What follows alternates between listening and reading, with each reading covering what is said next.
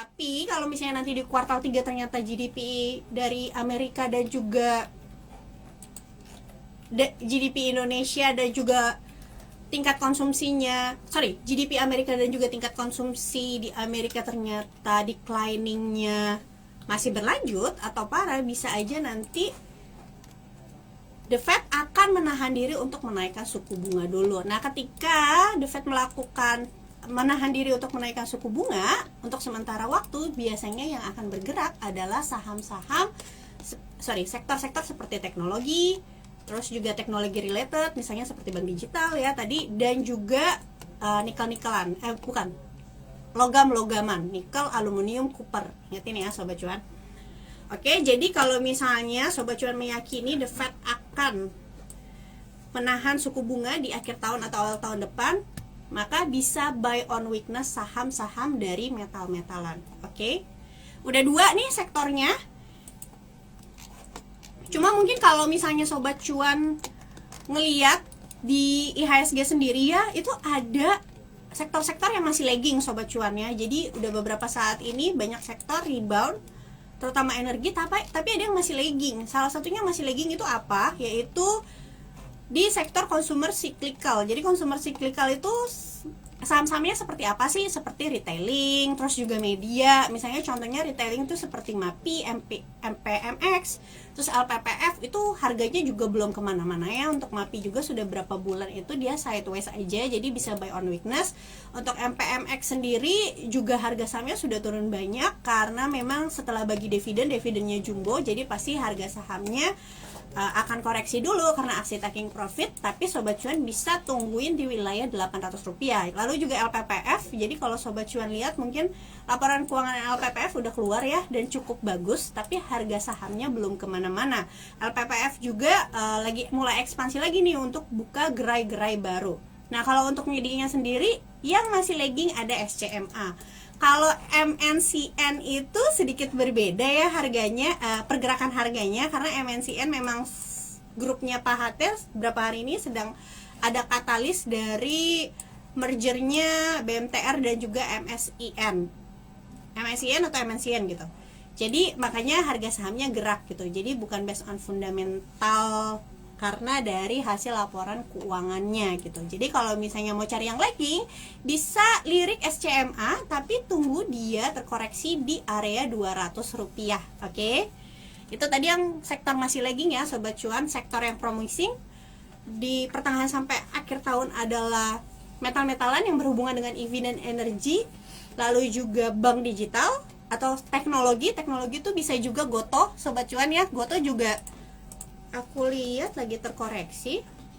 Disclaimer on ya, ini bisa dimasukin watchlist aja, mungkin bisa pantau di area Rp270 sampai Rp250 gitu. Untuk sektor yang masih lagging adalah salah satunya consumer cyclical. Jangan kebalik ya Sobat Cuan, consumer tuh ada 2, consumer non cyclical dan juga consumer cyclical. Kalau yang non cyclical itu yang kebutuhan bahan pokok, misalnya seperti ICBP, Unilever, tapi yang kalau yang cyclical itu seperti retailing, lalu juga media. Oke, kita lanjut jawabin pertanyaan lagi.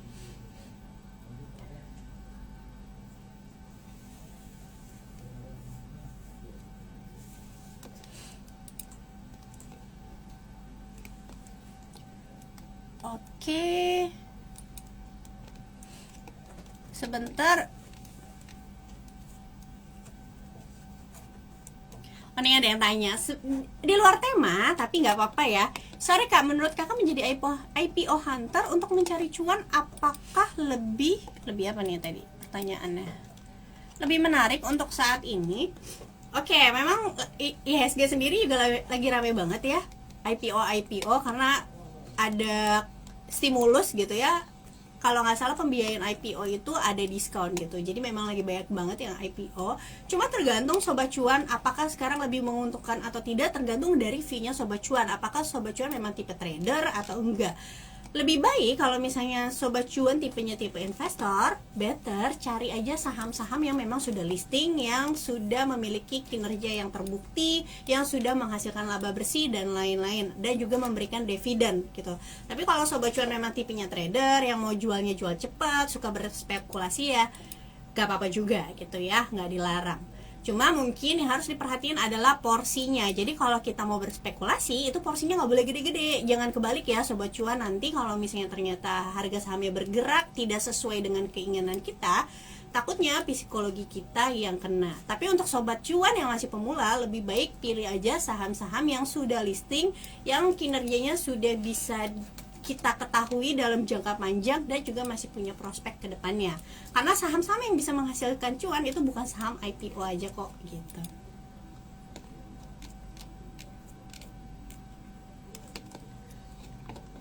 Oke. Unilever gimana? Oke, untuk mungkin aku lebih bahas secara sektoralnya ya. Untuk consumer sendiri, yang ini adalah consumer non cyclical. Sebentar. Karena consumer ini sudah naik cukup banyak ketika IHSG sendiri terkoreksi ya dari bulan Mei waktu itu. Saham-saham yang defensif itu sudah mengalami kenaikan. Jadi wajar ketika sekarang marketnya atau IHSG-nya rebound, saham-saham defensifnya terkoreksi. Misalnya seperti healthcare. Mungkin Sobat Cuan lihat saham-saham seperti Heal, terus juga Sido muncul, itu mengalami koreksi. Sido muncul lebih karena laporan kuartal 2-nya ternyata kurang memuaskan ya. Terus juga Heal mengalami koreksi. Kenapa? Karena mereka sudah naik duluan ketika bulan Mei IHSG-nya terkoreksi.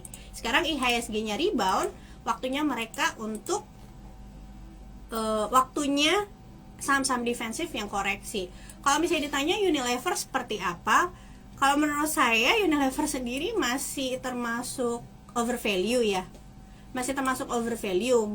Mungkin ada saham-saham lain yang lebih menarik dari sektor consumer dibanding Unilever sendiri, misalnya seperti ICBP, karena pendapatan mereka kan sama nih besarannya, tapi untuk dari segi market share dan juga pertumbuhan pendapatan dan laba bersih itu masih lebih bagus ICBP, kalau menurut saya seperti itu ya gitu. Tapi kalau misalnya Sobat Cuan nggak apa-apa deh tetap mau beli Unilever, mungkin bisa tunggu di area 4.200. Kemarin Unilever itu turun karena memang earningsnya itu kuartal 2 tidak sesuai ekspektasi ya Sobat Cuan gitu. Jadi bisa tunggu aja di kisaran 4.000 sampai 4.200.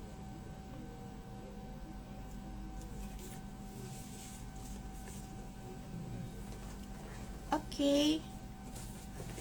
MDKA Esa Arto Agi. Oke. Jadi Sobat Cuan, seperti yang tadi aku bilang, yang masih promising adalah sektor metal-metalan yang berhubungan dengan EV. Nah, kalau MDKA itu keuntungannya dia bukan cuma punya emas, tapi dia juga punya Cooper ya, tembaga. Jadi Sobat Cuan bisa perhatiin.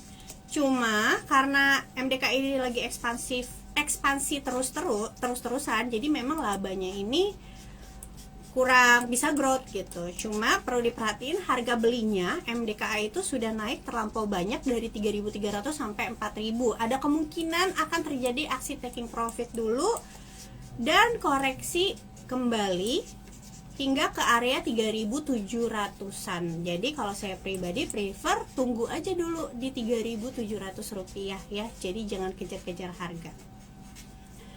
ESA juga naiknya atau reboundnya juga sudah cukup kencang ya Sobat Cuan. Ada kemungkinan minggu depan istirahat dulu. Kalau misalnya Sobat Cuan perhatiin juga di akhir sesi 2 tadi kita melihat banyak saham-saham yang balik arah ya. Banyak saham-saham yang balik arah. Jadi hati-hati, ada kemungkinan balik arah karena terjadi aksi taking profit. By the way Sobat Cuan, disclaimer on ya. Di sini hanya kasih watchlist, bukan ajakan untuk membeli atau menjual sebuah perusahaan. Jadi semua balik lagi ke pilihannya Sobat Cuan, karena satu orang dengan orang yang lainnya itu bisa berbeda. Kenapa? Pertama, time frame-nya bisa beda, manajemennya bisa beda, terjun di sahamnya juga beda. Ada orang yang invest, ada orang yang trading. Jadi sesuaiin sama trading plan dan gayanya Sobat Cuan gitu ya. ESA naiknya udah cukup tinggi ya Sobat Cuan, ada kemungkinan akan ada koreksi dulu sementara waktu gitu. Diikutin aja apakah kuartal 2-nya masih bagus. Kalau nggak salah pertumbuhan kuartal 2-nya juga masih bagus ya. Arto, nah bank digital Kalau Arto sendiri memang agak beda dengan bank digital yang lainnya. Untuk Arto ada kemungkinan dia tes supportnya atau tes resistensinya di sekitar 12.000. Tapi kalau baru mau masuk sekarang, menurutku risk rewardnya sudah tidak menarik, sobat cuan ya.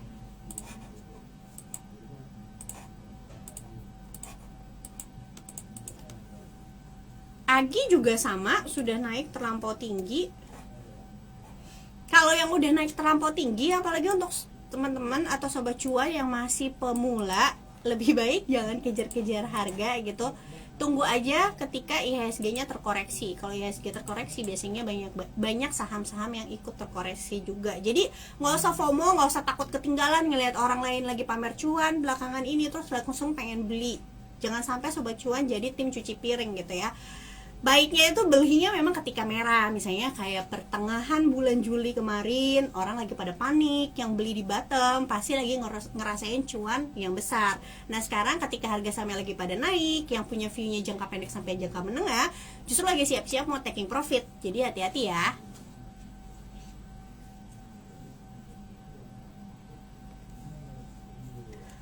Oke.